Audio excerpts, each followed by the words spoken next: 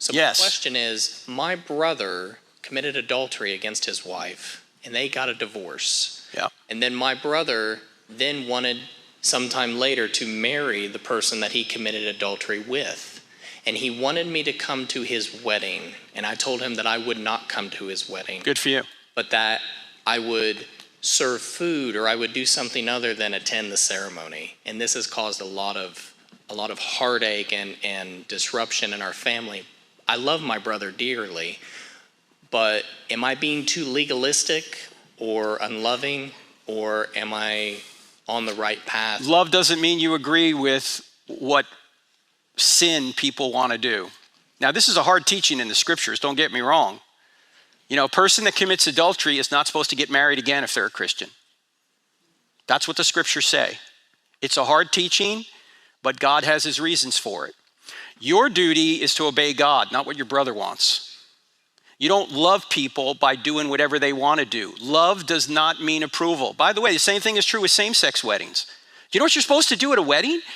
You're not just a witness. When you're at a wedding, you're saying that you are going to actively try and keep the couple together through thick and thin. How can you do that at a same-sex wedding according to the scriptures?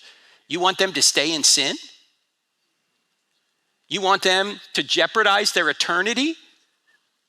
And you're going to help them do that?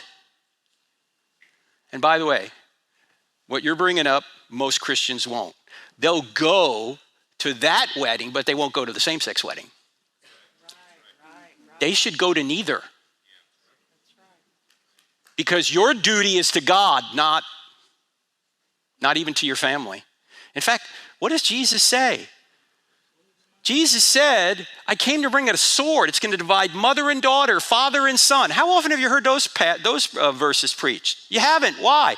But many of you in this room know those verses are true. Why? Because you're divided in your own family over Jesus. And you should be. Jesus is your Savior, not your brother. Jesus is the moral authority, not me, not you, not your brother. So you can flip it back on him and say, if I was the one committing adultery and you were a true believer in Jesus, who should you follow, me or Jesus? See what he says. Thank you so much. All right, thank you. Stand strong.